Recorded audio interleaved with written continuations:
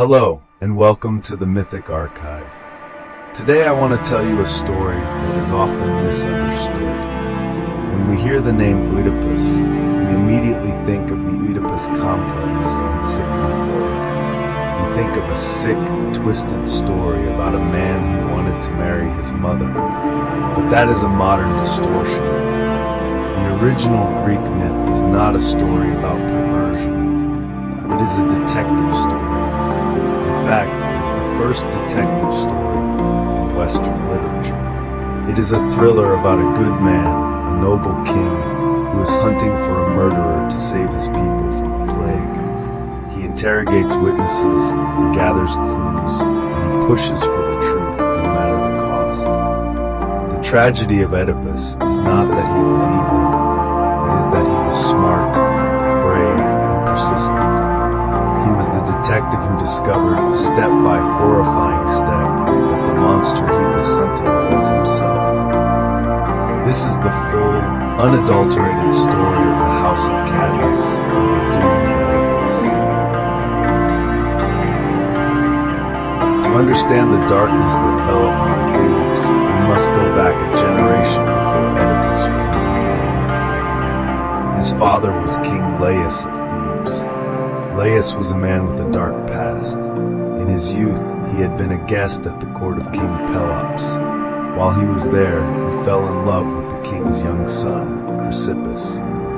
Laius betrayed the sacred laws of hospitality and kidnapped the boy. The boy, in his shame, took his own life.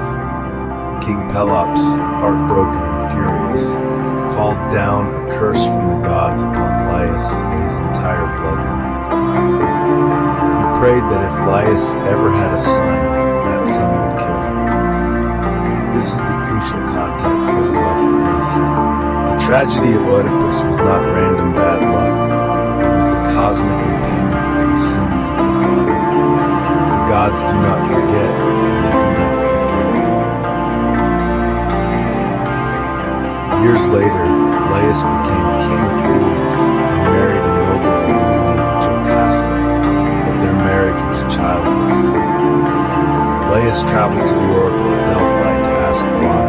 He hoped for a solution. Instead, he got a death sentence. The oracle told him directly that he should not mourn his lack of children. She told him that any son born to him would be destined to kill his father and marry his mother. Laius was horrified. He remembered the curse of Pelops. He returned to Thebes and swore he would never touch his wife again. But one night, drunk and perhaps forgetful of the horror, he slept with Jocasta. 9 months later, a son was born. When the child was born, Laius did not see a son. He saw his own murderer. He made a brutal decision to cheat fate. He took the newborn infant and pierced the baby's ankles, pinning his feet together so he could not crawl. He then gave the child to a shepherd with strict orders to leave the baby on the wild slopes of Mount Scythamon to die of exposure. This act of cruelty gave the boy his name, Oedipus or Oedipus, which means swollen foot. But the shepherd was a man of conscience. He looked at the innocent, maimed child and could not bring himself to leave it to the wolves. Instead of abandoning the baby, he passed him to another shepherd from the neighboring kingdom of Corinth. That shepherd took the boy to his own king, Polybus, and Queen Merope, who were childless. They adopted the boy and raised him as their own prince, never telling him the truth of his origin. Fate had been diverted, or so it seemed. Oedipus grew up as the beloved prince of Corinth. He was strong, intelligent, and proud. He believed Polybus and Merope were his biological parents. But the truth has a way of surfacing. One night at a feast, a drunken nobleman mocked Oedipus, calling him a bastard and a foundling. Oedipus was enraged. He confronted his parents, but they denied it, desperate to keep him out. The doubt, however, had been planted. Oedipus, needing to know the truth, did exactly what his father Laius had done years before. He traveled to the oracle at Delphi. He asked the god Apollo, "Who are my parents?" The oracle did not answer his question. Instead, she gave him the same terrifying prophecy she had given Laius. "You will kill your father and marry your mother." Oedipus was horrified. He loved Polybus and Europa. He believed they were his parents. To save them, he made a noble and tragic decision. He vowed never to return to Corinth. He fled in the opposite direction, determined to outrun his fate. He walked alone on the road to Thebes. He came to a place where three roads met, a narrow pass. A chariot approached from the other direction, carrying an arrogant old man and his guards. The herald ordered Oedipus to move aside, striking him with a whip. Oedipus, a prince with a prince's pride, struck back. The old man in the chariot hit Oedipus with his goad. In a fit of sudden, violent rage, Oedipus pulled him from the chariot and killed him. He then killed the guards, leaving only one survivor who fled into the hills. Oedipus walked on, thinking he had just defended his honor against a rude stranger. He did not know that the old man was King Laius. He did not know he had just killed his father. He arrived at Thebes to find a city under siege, not by an army, but by a monster, the Sphinx. She sat outside the city gates, devouring anyone who tried to enter or leave if they could not answer her riddle. The city was starving. The Queen Jocasta, whose husband had recently gone missing, offered the crown and her hand in marriage to anyone who could destroy the beast. Oedipus approached the monster. She gave him the riddle. What walks on 4 legs at morning, 2 legs at noon, and 3 legs in the evening? Oedipus, the man of intellect, smiled. Man, he answered, who crawls as a baby, walks upright as an adult, and uses a cane in old age. The Sphinx, defeated by the truth, threw herself from the cliff and died. Oedipus entered the city as a savior. The people cheered him. He was made king, and as promised, he married the widowed Queen Jocasta. They were happy. They ruled wisely for many years. They had 4 children, Antigone, Ismene, Oedipus, and Polynices. It seemed that Oedipus had escaped his bad luck. He had been a good man, a clever man, and now he was a great king. He had outrun the oracle, or so he thought. But the gods play a long game. Years later, a plague struck Thebes. Crops failed. Women died in childbirth. The city was dying. Oedipus, the good king, sent his brother-in-law Creon to Delphi to ask the gods how to stop the plague. Creon returned with a simple answer. The plague is a punishment, he said. The murderer of the old King Laius is living in your city. Drive him out and the plague will end. Oedipus stood before his people and swore a sacred oath. I will find this man, he declared. I will hunt him down. I will expose him to the light, no matter who he is. The detective had just taken the case, and the suspect was himself. Hello, and welcome back. When I left you, King Oedipus had sworn a sacred oath to find the murderer of the previous king, Laius, and cleanse Thebes of the plague. He began his investigation by calling the only man who might know the truth. He summoned Tiresias, the blind prophet of Apollo. This scene is one of the most intense dialogues in Greek theater. Oedipus begins with respect, begging the seer for help, but Tiresias refuses to speak. He knows the truth is too horrible. He tells Oedipus to let it go and to bear his own burden. This silence infuriates the king. Oedipus, who prides himself on his intellect and his quick action, sees this refusal as treason. He begins to insult the old man. He accuses Tiresias of conspiring with Creon to steal the throne. Pushed to his breaking point by the king's insults, the prophet finally snaps. He speaks the truth plainly. He tells Oedipus that he is the corruption he seeks. He tells him that he is the murderer of the king. Oedipus does not believe him. He cannot believe him. He saved the city from the Sphinx. He is a good man. He assumes this is a political plot. He turns his rage on his brother-in-law, Creon. He accuses Creon of hiring the prophet to lie so that he can seize power. Oedipus is descending into the paranoia of a tyrant. He threatens to execute Creon. The city is on the brink of civil war amidst the plague. It is at this moment that Queen Jocasta enters. She is the peacemaker. She scolds the two men for fighting while their city dies. She begs Oedipus to listen to reason. To comfort her husband, she tells him not to worry about prophets or oracles. She tells him that prophecies are false, and she has proof. She tells him the story of her first husband, King Laius. Jocasta explains that an oracle once told Laius he would be killed by his son. But that never happened, she argues. She tells Oedipus that Laius was killed by foreign bandits in a place where three roads meet. And as for the son, she explains that the child was cast out onto a mountain with his ankles pinned together 3 days after birth. Therefore, Apollo's prophecy was wrong. Laius was killed by strangers, and his son is dead. She intends this story to bring peace to Oedipus' mind, but it does the exact opposite. When she mentions the place where three roads meet, Oedipus freezes. A memory claws its way to the surface of his mind. He remembers a fight. He remembers a killing. He remembers a crossroads.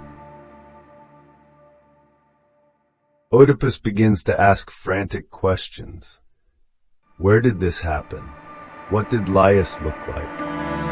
How many men were with him? Every answer Jocasta gives hammers another nail into his coffin.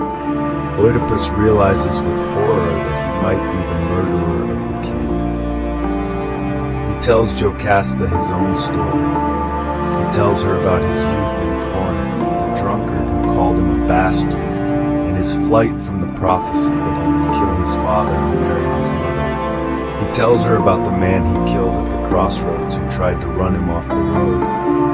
He is terrified that he has killed Laius and brought the plague upon Thebes. But he still has one hope.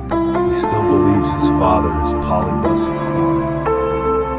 He thinks he has only killed a stranger, not his father. He clings to one detail.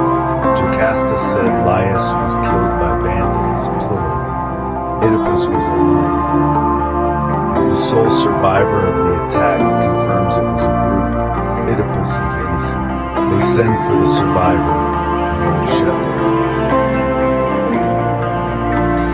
While they wait for the witness, a new figure arrives, a messenger from Corinth. He brings news that he thinks is good.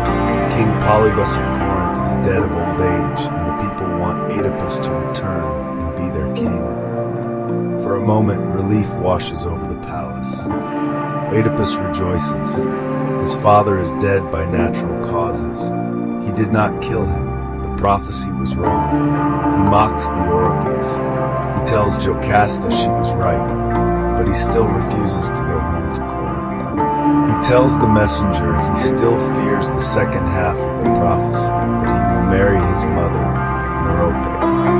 The messenger, wanting to be helpful, decides to remove this final fear. He smiles and tells Oedipus he has nothing to worry about. He reveals that Merope and Polybus were not his biological parents. The messenger explains that he knows this for a fact because he was the one who brought the infant Oedipus to them. He explains that he was given the baby by another shepherd, the slopes of Mount Scythia. He describes the baby's ankles, pierced and bound. That is the moment Jocasta understands everything. The pieces of the puzzle snap together in her mind. The prophecy, the baby she abandoned, the pierced ankles, the man who killed Laius, the man she married. She realizes that her husband is her son, and she has borne children with him. The horror is too great for the human mind to withstand. She begs Oedipus to stop the investigation. She screams at him to ask no more questions. But Oedipus, still blind to the full truth, thinks she is ashamed of his lowly birth. He insists on finding the truth. Jocasta screams a final farewell and runs into the palace. Hello, and welcome back to the finale. When I left you, Queen Jocasta had fled the room, screaming in horror as she realized the truth. But Oedipus, blinded by his need to know, stayed. The final witness arrived. It was the old shepherd of King Laius, the very man who was supposed to expose the baby on the mountain years ago. The messenger from Corinth recognized him immediately. He said, "This is the man who gave me the baby." The shepherd tried to deny it. He begged Oedipus not to ask any more questions. He knew that the truth would destroy them all. But Oedipus was relentless. He threatened to torture the old man if he did not speak. Under threat of death, the shepherd finally broke. He confessed. He admitted that the baby he gave away was not a slave's child. It was the child of Laius and Jocasta. This is the moment the Greeks called anagnorisis, the moment of recognition. The detective solved the case, and the killer was himself. The pieces slammed into place. Oedipus realized that the prophecy was real. He had killed his father at the crossroads. He had married his mother. The children he loved were his own siblings. The pollution destroying the city was him. He let out a cry that echoed through the ages. Light of the sun, let me look upon you. My life is cursed. He ran into the palace, a man possessed, screaming for a sword to kill the woman who was his wife and mother. He burst through the doors of the royal bedroom, but he was too late for vengeance, and too late for her goodbye. He found Jocasta hanging by her neck. She could not live with the shame. Seeing her dead, the rage drained out of Oedipus, leaving only a bottomless pit of grief. He cut the rope and lowered her body gently to the floor. He looked at the face of the woman he loved, the woman who gave him life, and the woman whose life he destroyed. He decided that he could no longer look at the world that had tricked him so cruelly. He felt that his eyes, which had been so blind to the truth for so long, did not deserve to see the light of day.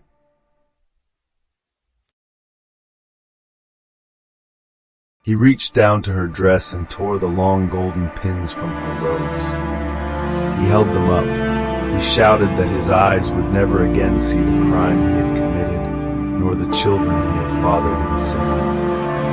And then he plunged the pins deep into his own eyes. He struck them again and again until the blood ran down his beard like black rain. He blinded himself. It was a horrific act, but in the logic of the tragedy, it was necessary. He had been blind when he could see. Now that he could finally see the truth, he chose to be blind. He threw open the palace doors and stumbled out to his people, a ruined, bloody mess, demanding to be exiled. Creon, the man Oedipus had accused of treason, was now the king. He came out to meet the fallen tyrant. He did not mock him, he showed pity.